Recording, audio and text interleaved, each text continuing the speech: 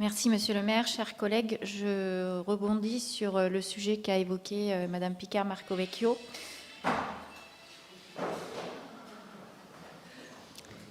J'ai pris le soin d'étudier les menus cantines proposés par Sogeres et qui sont accessibles sur le site de la ville.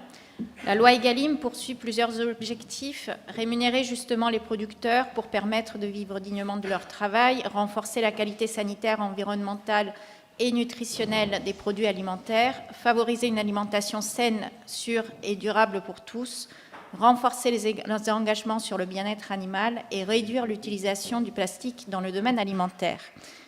Depuis le 1er janvier 2022, la loi Egalim impose à la restauration collective publique de proposer au moins 50% de produits durables et de qualité, dont au moins 20% de produits bio.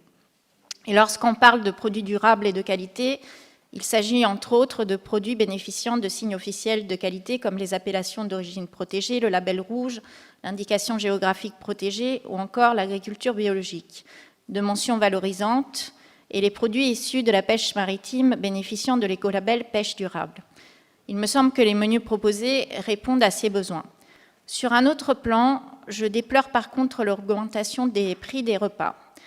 Le prix du repas T1 passe de 74 centimes à 78 centimes. Le T5 de 3,03 € à 3,33, le T9 de 4,47 à 4,42 et le T12 de 4,78 à 5,26. Pour une famille T1, cela représente une augmentation de 5,5%. Si pour les 3 premières tranches, cette augmentation représente 5,5%, à partir de la 4e tranche, elle passe à 10%. Concrètement, si je prends en exemple une famille avec 2 enfants qui se trouve sur le milieu de la tarification en T6, elle passe de 3,61 à 3,97, soit une augmentation de 11,52 € par mois et de 115,20 € par an. Cela représente donc, comme je le disais tout à l'heure, une augmentation de 10%. Je constate donc que la ville d'Asnières a fait le choix de répercuter le prix des cantines sur le portefeuille des familles. Malheureusement, cela arrive souvent quand les villes font appel à une délégation de services, ce qui ne permet pas totalement la maîtrise des coûts. Pourtant, d'autres solutions existent.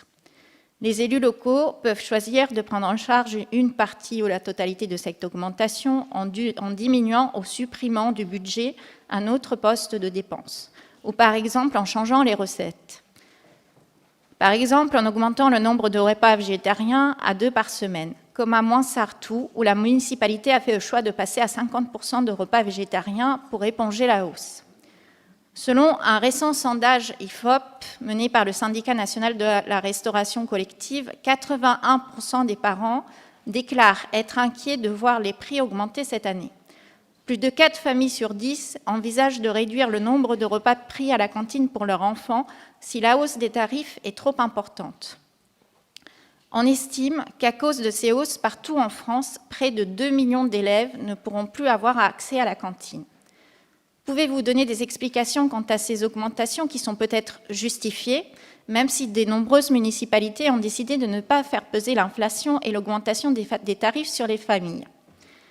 Par ailleurs, la réservation à 21 jours me semble excessive et pas justifiable par un souci de réduction du gaspillage alimentaire, car les plats sont produits de manière générale 2 à 4 jours à l'avance, et bien que les commandes soient passées plus en amont, cela reste discutable. Concrètement, ce qui se passe, c'est qu'en cas d'imprévu et d'inscription au dernier moment d'un enfant à la cantine, les familles vont devoir payer plein pot, soit 6,58 € le repas. Ou alors, des familles qui auront dû procéder à l'avance à l'inscription, qui 15 jours avant savent que leur enfant pourra être gardé à la maison, devront quand même payer le repas, bien qu'ayant prévenu une semaine en amont. Autre point d'alerte que je souhaite soulever ici concerne l'alternative végétarienne. Comme beaucoup de parents de la commune, j'ai souhaité voir s'il était possible de prévoir un repas végétarien supplémentaire, surtout poussé par le fait qu'une réservation de 21 jours était proposée, ce qui permettrait presque de fonctionner à la carte. J'ai peut-être fait une mauvaise manipulation ou peut-être pas compris le système, mais il me semble qu'en choisissant l'alternative végétarienne, cela implique que tous les repas soient végétariens, et ce pour une durée de 3 mois. C'est dommage, car en échange de cette réservation longue, on aurait pu négocier un choix à la carte pour les parents. Exemple, 2 repas végétariens au lieu de 1 par semaine. L'augmentation du nombre de repas végétariens a plusieurs avantages que nous connaissons tous, sur le plan écologique, sur le plan de la santé, mais également sur la maîtrise des coûts, comme je le disais tout à l'heure. Serait-il possible de modifier ce fonctionnement et qu'en est-il de l'augmentation des coûts? Merci. Merci. Qui répond? Marido, Thierry Sellier, l'un ou l'autre, ou les deux, au choix. Monsieur le maire adjoint Thierry Sellier. Oui, bonjour. Merci, monsieur le maire. Bonjour, chers collègues. Je vais tout d'abord répondre à la question, effectivement, qui avait déjà été posée par écrit à Mme Picard, ce qui fait que ça fera une réponse pour vous deux. Comme nous avions voté en juillet le choix du nouveau prestataire, je pensais que vous aviez pris connaissance du cahier des charges et des différents points du nouveau contrat. Comme il me semble que ce n'est pas le cas, c'est avec plaisir que je vais vous rappeler les principales évolutions qui ont été communiquées dans l'annuaire info de septembre et rappelées dans le guide des inscriptions transmis aux parents début septembre. Les nouvelles modalités d'inscription. Depuis la rentrée, de nouvelles modalités d'inscription et de réservation aux activités périscolaires, extrascolaires et à la restauration scolaire sont en vigueur. Une inscription à l'année et des réservations à l'avance des jours de présence de l'enfant. Un délai est nécessaire, bien évidemment, pour calibrer et organiser les équipes d'animation en fonction des effectifs attendus pour mobiliser des agents supplémentaires. Puisqu'effectivement, le délai ne concerne pas que la préparation des repas, mais aussi l'encadrement. Les besoins personnels sont ajustés à la présence réelle des enfants accueillis dans le respect du taux d'encadrement réglementaire. Ce nouveau dispositif permet donc d'optimiser nos ressources au sein de nos accueils de loisirs, dans un contexte national à forte tension de recrutement dans le secteur de l'animation. Pour rappel, cette organisation est appliquée depuis 2015 à l'inscription à l'accueil de loisirs extrascolaires, petites et grandes vacances scolaires. Ce délai a été également fixé pour permettre aux prestataires qui confectionnent les repas, la société Sogeres, d'acheter en quantité suffisante les denrées nécessaires en vue du nombre de repas à servir chaque jour. Cela permet de lutter collectivement contre le gaspillage alimentaire, cet objectif qui figure dans le cahier des charges du contrat de restauration scolaire et répond également à la demande des parents. Concernant cette inscription, je rappelle tout de même qu'il y a des dérogations qui sont toutefois prévues en cas de situation exceptionnelle, maladie de l'enfant, déménagement, changement de situation professionnelle ou du mode de garde de l'enfant ou tout autre événement imprévisible. Dans ces situations et sur présentation de justificatifs, l'enfant pourra être accueilli même si le parent n'a pas effectué la réservation et s'il a eu une réservation, mais que l'enfant n'est pas venu. Le tarif non réservé ne sera donc pas appliqué. La mairie a fixé aux prestataires de la société Sogeres des fortes exigences en matière de qualité de service et dans l'assiette et pour une restauration responsable, privilégiant l'alimentation bio, les circuits courts et les menus végétariens pour répondre à la demande des parents. Le choix des menus, il est ainsi proposé un choix de menus diversifié. Le menu standard avec 4 jours sur 5 de la viande ou du poisson et un repas végétarien, le 5e jour de la semaine conformément à la loi Egalim. Le menu alternatif sans porc et enfin le menu 100% végétarien quotidien. Les nouveautés de ce nouveau contrat de restauration, quelles sont-elles? L'offre d'une alternative végétarienne quotidienne. Pour rappel, la loi Egalim impose seulement un repas végétarien hebdomadaire et pas un repas quotidien. Une part plus élevée des denrées issues de l'agriculture biologique au-delà de la loi Egalim. Davantage de produits issus des circuits courts et de labels durables. L'exclusion de l'huile de palme et des matières grasses hydrogénées. Sans saisonnalité des fruits et légumes respectés. La production de repas végétariens à partir de produits bruts. Les produits ultra-transformés issus de l'agroalimentaire sont exclus. La viande est de race dite bouchère. Steaks hachés sont 100% muscles et avec un maximum de 15% de matière grasse. Le porc est servi dans les chines. Le rôti de dinde est 100% dans le filet. Les charcuteries sont garanties pur porc et de qualité supérieure réduite en sel. Les plats industriels reconstitués sont exclus. Le pain est artisanal, le poisson est 100% filet issu de la pêche durable. Les conditionnements plus durables, des barquettes en cellulose, conformément à l'objectif de réduire le plus vite le plastique. le renforcement de la lutte contre le gaspillage alimentaire et du tri des déchets alimentaires ayant vocation à être méthanisés ou recyclés. Les repas sont préparés par le prestataire, la société Sogeres, dans un atelier culinaire et la préparation des produits fragiles, sauces, pâtisseries, poissons, etc., est assurée directement dans les offices des écoles. Alors je sais qu'effectivement, toutes ces modifications permettent d'avoir une restauration de qualité et je sais qu'il y a quelques points qui peuvent effectivement poser question. Le premier point, c'est pourquoi le cellulose et non des bacs aluminium? Il nous a été posé. Les bacs aluminium demandaient donc un changement du matériel et de cuisson dans tous nos offices. De plus, ils sont dangereux et lourds à manipuler pour le personnel.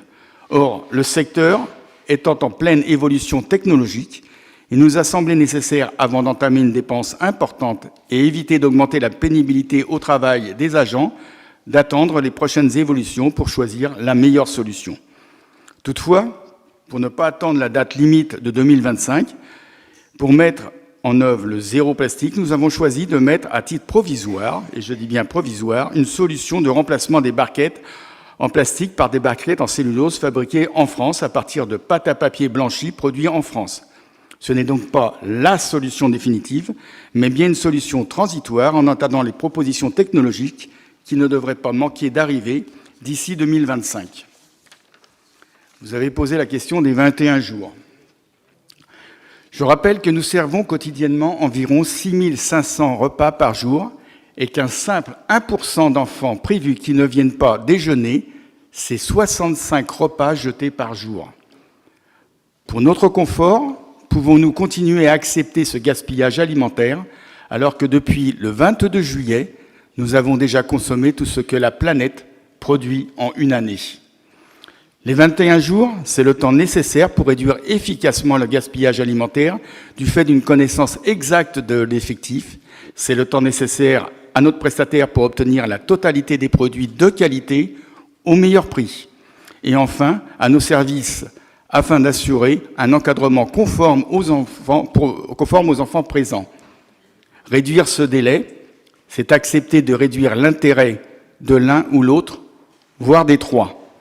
Je rappelle tout de même que ce délai ne concerne pas les inscriptions qui sont faites toutes pour l'année, ni la sélection des jours et menus qui est également faite pour l'année et peut être modifiée chaque trimestre, mais uniquement les modifications de celles-ci. Je précise donc également, comme je l'ai déjà fait, que les cas particuliers tels que la maladie, les obligations professionnelles, les absences de professeurs sont pris en compte sur justificatif. En dehors de ces cas particuliers, combien de parents sont réellement concernés? Combien de fois par mois et pour quel type d'absence? L'avenir de notre planète et donc de nos enfants mérite bien quelques sacrifices de confort. Vous ne pensez pas? Sommes-nous prêts à les faire ou voulons-nous continuer à nous contenter des incantations?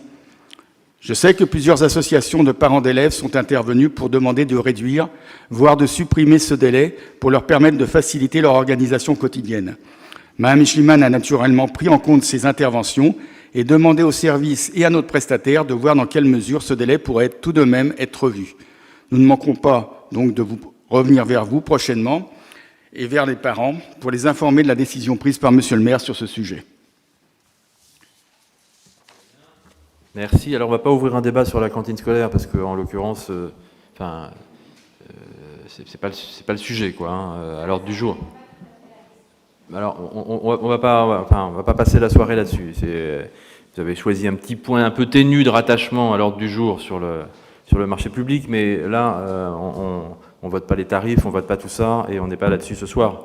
Donc, on a entendu les interventions de chacun, la réponse de Thierry Sellier. Si vous voulez bien, on va avancer sur la suite, et puis on aura l'occasion d'y revenir de toute façon, puisqu'il y aura effectivement un certain nombre de décisions de calage qui vont être prises, et n'hésitez pas vous-même effectivement à nous faire part du ressenti comme vous l'avez fait, quoi. C'est toujours utile par rapport à un nouveau marché public d'avoir effectivement le ressenti des gens, des utilisateurs, des familles, et qu'on puisse effectivement trouver la meilleure solution et la meilleure adéquation possible pour que la prestation soit la plus adaptée aux besoins de l'enfant, tout en respectant effectivement ces nécessités de non-gaspillage alimentaire. Enfin, il y a toujours un équilibre à trouver. Donc, l'équilibre, on le trouve toujours dans l'échange et dans ce qu'on peut entendre, effectivement, des uns et des autres qui ont des retours sur le sujet.